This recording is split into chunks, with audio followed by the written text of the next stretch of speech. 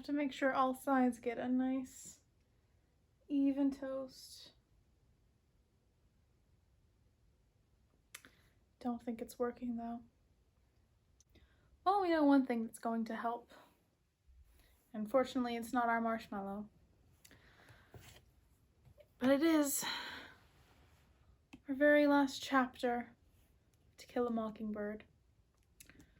Yeah, we're going to be reading chapter 31. But first, we need a recap of chapter 30. So in chapter 30, we mostly got the whole entire ordeal of Atticus trying to say, Jem is the one who murdered Mr. Yule. I can't cover this up. He'll need to go to court. And Sheriff Tate saying he fell on his knife. And Atticus being like, I can't lie to my kids. I did not raise them that way. If I lie to them about this situation, I'll never be able to look at them and they'll never be able to look at me the same way. And ultimately what we learned was that Jem really didn't kill Mr. Yule, but who did kill Mr. Yule was Mr. Arthur Radley. Yes, Boo Radley is the one who killed Mr. Yule by stabbing him in between the ribs with a kitchen knife. And Sheriff Tate wants to cover this up because he says, if I let the whole entire town of Macomb County know, they will descend upon this poor man with cakes and wanting to talk and get his side of the story, and it would be a sin to do so. And Atticus finally kind of accepts Sheriff Tate's reasoning and asks, Scout, can you understand that Mr. Yule fell on his knife? And she said, of course, I agree with Sheriff Tate. If we did tell anyone, it would be a sin. It'd be like killing a mockingbird. And finally, we end with Atticus thanking Mr. Arthur Radley for saving the lives of Jem and Scout. We will be starting at chapter 31. When Boo Radley shuffled to his feet, light from the living room windows glistened on his forehead. Every move he made was uncertain, as if he were not sure his hands and feet could make proper contact with the things he touched. He coughed his dreadful railing cough, and was so shaken he had to sit down again. His hand searched for his hip pocket, and he pulled out a handkerchief.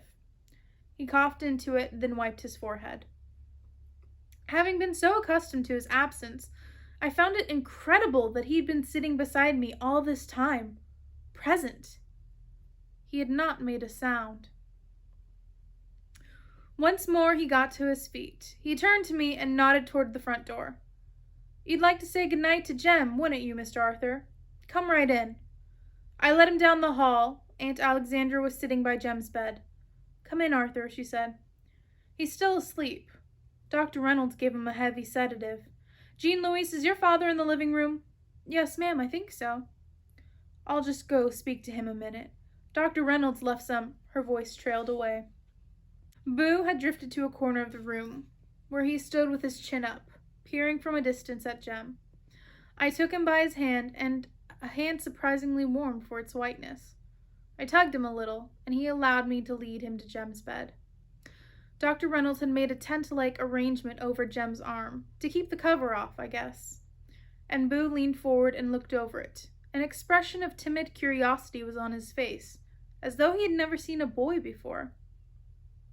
Well, he has. It's just been 30 more years. His mouth was slightly open, and he looked at Jem from head to foot. Boo's hand came up, but he let it drop to his side. You can pet him, Mr. Arthur. He's asleep. You couldn't if he was awake, though. He wouldn't let you, I found myself explaining. Go ahead. Boo's hand hovered over Jem's head. Go on, sir. He's asleep. His hand came down lightly on Jem's hair. I was beginning to learn his body English. His hand tightened on mine, and he indicated that he wanted to leave. So basically, Boo Radley just gave a little pet to Jem's head and is like, okay, he's safe, I'm good to go. I led him to the front porch, where his uneasy steps halted. He was still holding my hand, and he gave no sign of letting me go. Will you take me home? He almost whispered it, in the voice of a child afraid of the dark. I put my foot on the top step and stopped. I would lead him through our house, but I would never lead him home. Mr. Arthur, bend your arm down here, like that. That's right, sir. I slipped my hand into the crook of his arm. So she's been leading him by the hand, and now she's saying, I could not do that outside of the house. So she has him basically do this with his arm. So she can put her arm in the crook of his elbow. Like if you see old-fashioned movies or when a man is trying to escort a woman, it's like, here is my arm. She's having him do that for her. He had to stoop a little to accommodate me, but if Miss Stephanie Crawford was watching from her upstairs window, she would see Arthur Radley escorting me down the sidewalk, as any gentleman would do. So Scout is having Arthur Radley escort her this way because if she was seen pulling him by the hand, it would make it seem more like Scout's in charge. But by having her arm in in the crook of his elbow and looking like a gentleman escorting a lady, it becomes more proper and it gives more respect to Mr. Radley. We came to the streetlight on the corner, and I wondered how many times Dill had stood there hugging the fat pole, watching, waiting, hoping. I wondered how many times Jem and I had made this journey, but I entered the Radley front gate for the second time in my life. Boo and I walked up the steps to the porch. His fingers found the front doorknob.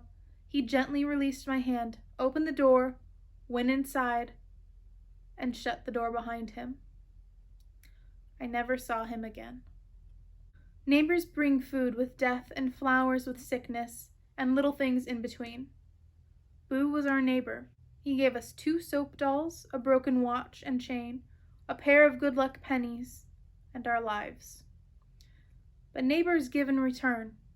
We never put back into the tree what we took out of it. We had given him nothing, and it made me sad.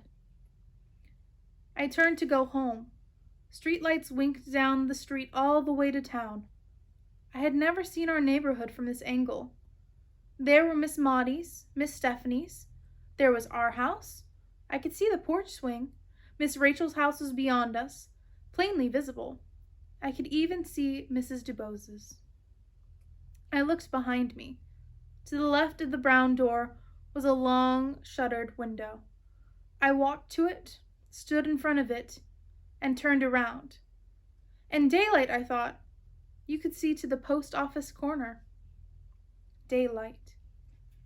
In my mind, the night faded. It was daytime and the neighborhood was busy. Miss Stephanie Crawford crossed the street to tell the latest to Miss Rachel. Miss Maudie bent over her azaleas. It was summertime and 2 children scampered down the sidewalk toward a man approaching in the distance. The man waved and the children raced each other to him. It was still summertime and the children came closer. A boy trudged down the sidewalk dragging a fishing pole behind him. A man stood waiting with hands on his hips. Summertime and his children played in the front yard with their friend, enacting a strange little drama of their own invention. It was fall and his children fought on the sidewalk in front of Mrs. DuBose's. The boy helped his sister to her feet and they made their way home. Fall and his children trotted to and fro around the corner, the day's woes and triumphs on their faces. They stopped at an oak tree, delighted, puzzled, apprehensive. Winter and his children shivered at the front gate, silhouetted against a blazing house. Winter and a man walked into the street, dropped his glasses, and shot a dog. Summer and he watched his children's heart break. Autumn again, and Boo's children needed him. Atticus was right. One time he said you never really know a man until you stand in his shoes and walk around in them. Just standing on the Radley porch was enough. The streetlights were fuzzy from the fine rain that was falling. As I made my way home, I felt very old, but when I looked at the tip of my nose, I could see fine misty beads. But looking cross-eyed made me dizzy, so I quit. As I made my way home, I thought what a thing to tell Jem tomorrow. He'd be so mad he missed it. He wouldn't speak to me for days. As I made my way home, I thought Jem and I would get grown, but there wasn't much else left for us to learn, except possibly algebra. I ran up the steps and into the house. Aunt Alexandra had gone to bed and Atticus's room was dark. I would see if Jem might be reviving. Atticus was in Jem's room, sitting by his bed. He was reading a book. Is Jem awake yet? Sleeping peacefully. He won't be awake until morning. Oh, are you just sitting up with him? Just for an hour or so. Go to bed, Scout. You've had a long day. Well, I think I'll stay with you for a while. Suit yourself, said Atticus.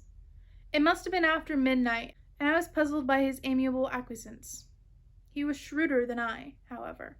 The moment I sat down, I began to feel sleepy. What you readin'? I asked. Atticus turned the book over.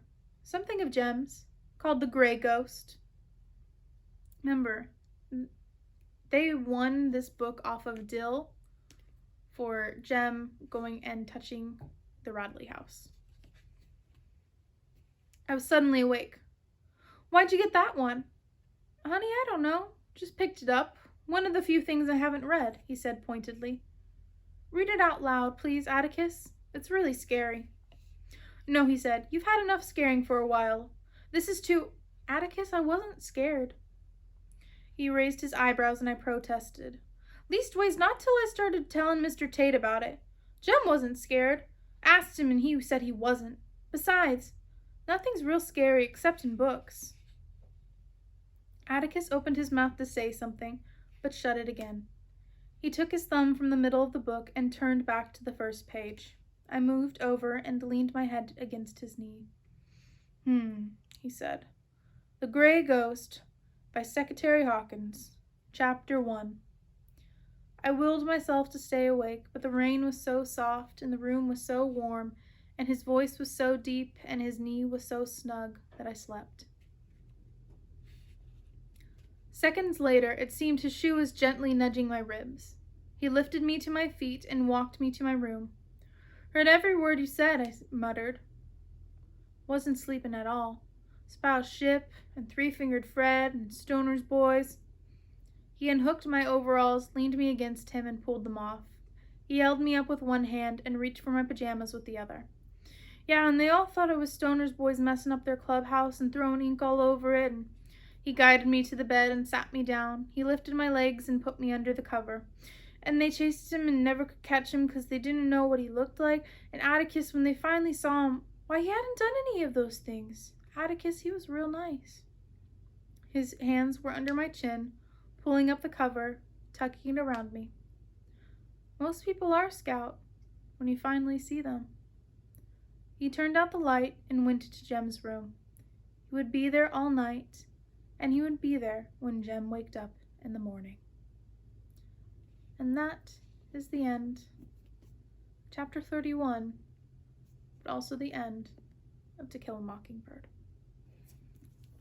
So, in Chapter 31, we had Scout escorting Mr. Arthur Radley to his house, and she was able to, as Atticus said, put herself in the shoes of Arthur Radley and walk around in his life. She was able to see what Arthur sees when he would be standing at the window. How he could see the whole entire neighborhood and its life play out in front of him. And when she went back, she was read a story, and the story actually connected to, well, the whole novel. It was of those three children, trying to figure out who's messing with their clubhouse, blaming it on someone they had never met and didn't know what they looked like. And when they finally met that person, they found out everything they knew was wrong. And they were actually very, very nice. And that is how we end the novel. Well, I hope you all are having a very nice day. And congratulations, you've made it to the end of the novel. Hopefully I'll see you soon. Bye.